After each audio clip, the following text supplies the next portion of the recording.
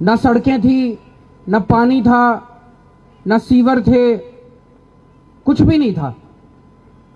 एक साथ हमने पिछले 3 साल में, मैंने कहा एक साथ बजट लगा दो। और आपको जान के, आपकी जानकारी के लिए बता दूं, जब हमारी सरकार बनी, दिल्ली में लगभग 1800 कच्ची कॉलोनियां हैं। 1800 में से मात्र 850 कॉलोनियों, 884 कॉलोनियों के अंदर पानी की व्यवस्था थी। हमारी सरकार बनने के बाद सारी कॉलोनियों में पानी की व्यवस्था कर दी हम लोगों ने, सारी कच्ची कॉलोनियों में।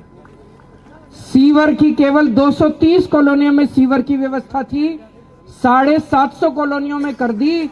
और 1 साल के अंदर बजट पास कर दिया है, सारी कॉलोनियों के अंदर सीवर की व्यवस्था हो जाएगी। मात्र 262 कॉलोनियों के अंदर सड़कें बनी हुई थी, 850 कॉलोनियों के अंदर सड़कें बनवा दी। 1 साल के अंदर बाकी सारी कॉलोनियों में सड़कें बन जाएंगी।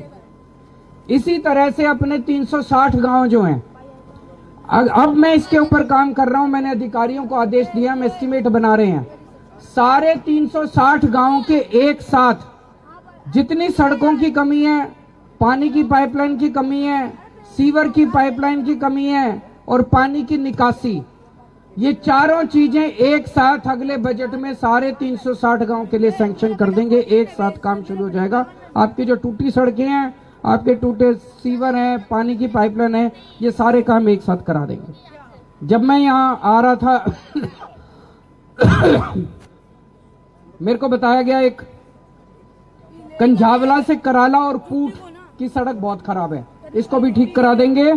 नांगलोई से नजफगढ़ रोड जो है उसका बहुत बुरा हाल है, लेकिन वहां पे पानी की निकासी की समस्या है, तो उसकी पानी की निकासी की समस्या भी ठीक करा रहे हैं और उस सड़क को भी ठीक करा रहे हैं। दोनों के हमने ऑर्डर दे दिए हैं। गांव देहात में धारा 81 और धारा 33 की समस्या रहती है, इसके लिए मैं भी बहुत लड़ा हूं। हमने विधानसभा में भी प्रस्ताव पारित किया था 2 साल पहले, उसको हमने सेंटर में भी भेजा, लेकिन हमारे हाथ में नहीं है, वो केंद्र सरकार के हाथ में है, एलजी साहब के हाथ में है।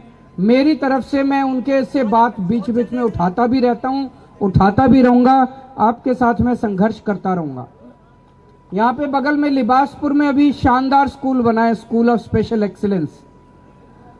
सोचो, गांव देहात के अंदर कभी किसी सरकार ने, हमारे से पहले 75 साल में किसी सरकार ने ध्यान नहीं दिया होगा।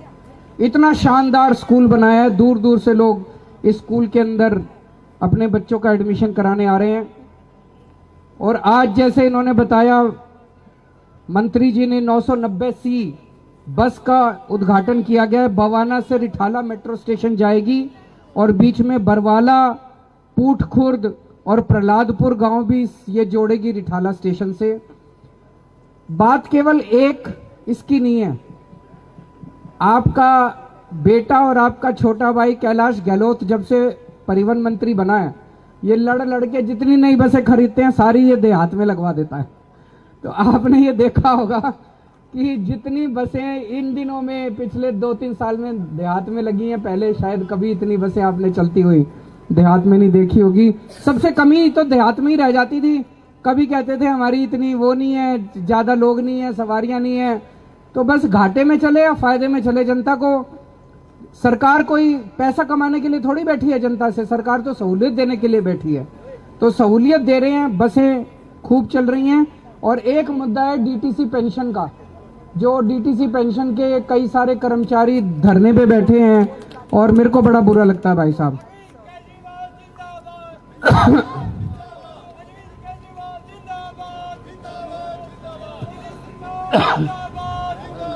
डीटीसी पेंशन के मेरे को बड़ा बुरा लगता है। रिटायरमेंट के बाद बुढ़ापे में इतना बुजुर्ग होके आप लोगों को धरने प्रदर्शन करने पड़ रहे हैं। जब हमारी सरकार बनी थी, डीटीसी पेंशन की बहुत ज्यादा समस्या थी। कहते थे कि पहले डीटीसी वाले अपना एक फंड बनाओ, उस फंड के ब्याज से डीटीसी की पेंशन दी जाएगी। अब सेवेंथ पे कमीशन भी हमने लागू किया था आप लोगों के साथ ही, है कि नहीं है? हमने एरियर भी दिलवाए थे आपके सारे। हमने आने के बाद ये तय किया, भाई डीटीसी के पास अपना कोई फंड वंड नहीं है, डीटीसी नहीं दे सकती, दिल्ली सरकार पेंशन देगी आपकी। तो 2014 से, तब से 15 से, जब से हमारी सरकार बनी, तब से दिल्ली सरकार आपकी पेंशन देती आ रही है। टाइम पे पेंशन मिला करती थी। 1 साल से समस्या हो रही है कि नहीं है? 1 साल से समस्या हो रही है। आज मौका नहीं है, मैं राजनीति भी नहीं करना चाहता, आज मैं मेरे भाई के लिए आया हूं, लेकिन 1 साल से ही क्यों समस्या हो रही है, सोचने के लिए बात है। तो कुछ ना कुछ तो है, गड़बड़ है। मैं पर्सनली लगा हुआ हूं।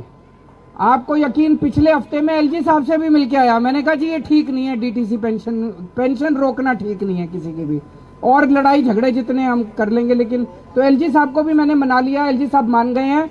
मैं पर्सनली लगा हुआ हूं, फाइल मैंने मंगा ली है। मैं बहुत जल्दी आपकी सारी पेंशन रिलीज कराऊंगा, आप चिंता ना करो। आपने आज मेरे को यहाँ पे बुलाया, मान सम्मान दिया इतना, इसके लिए बहुत बहुत शुक्रिया। और मैं भगवान से प्रार्थना करता हूँ मेरा भाई खूब आगे चमके, खूब आगे जाए, खूब तरक्की करे, देश का नाम रोशन करे और दुनिया के सारे रिकॉर्ड तोड़ के आए। बहुत बहुत शुक्रिया। सर, सीएम साहब 1 सेकंड लूंगा आपकी। इतनी अच्छी अच्छी घोषणाएं की हैं, एक बार जोरदार